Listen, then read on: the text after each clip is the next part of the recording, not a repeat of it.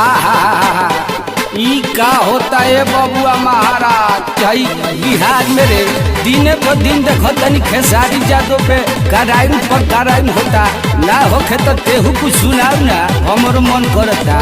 लाई बाबा सुनो हो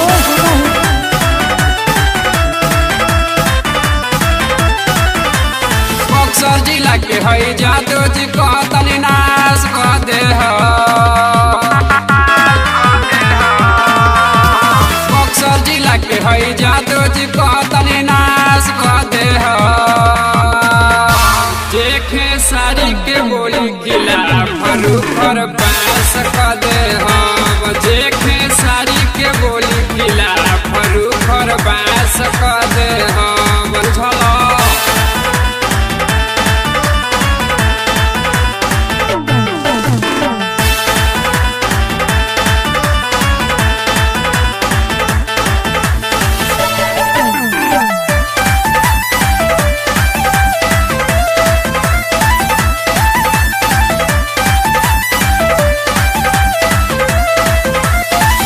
दूसरा के बोल बड़ी बड़ी बोल ताई सब बोली होई जहिया भेंट तहिया मारी दे गोली।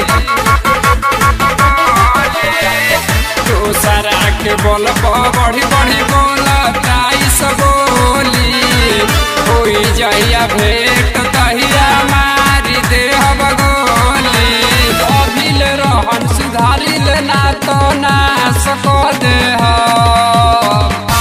देखे सारी के बोली किला फरूखर बास कर दे हो। देखे सारी के बोली किला फरूखर बास कर दे हो। बुझलो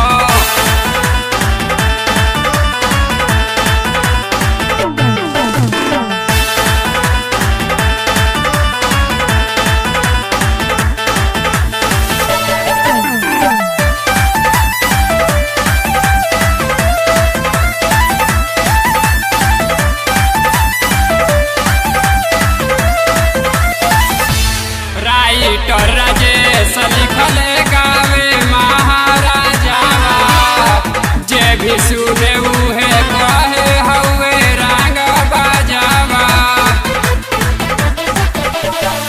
राइटर राजेश लिखल गावे महाराजा जे भी सुने उहे कहे हवे राग बाजावा।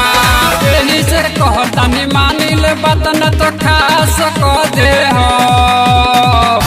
देखे सारी के बोली किला फरूखर बास कर दे हो। देखे सारी के बोली किला फरूखर बास कर दे हो।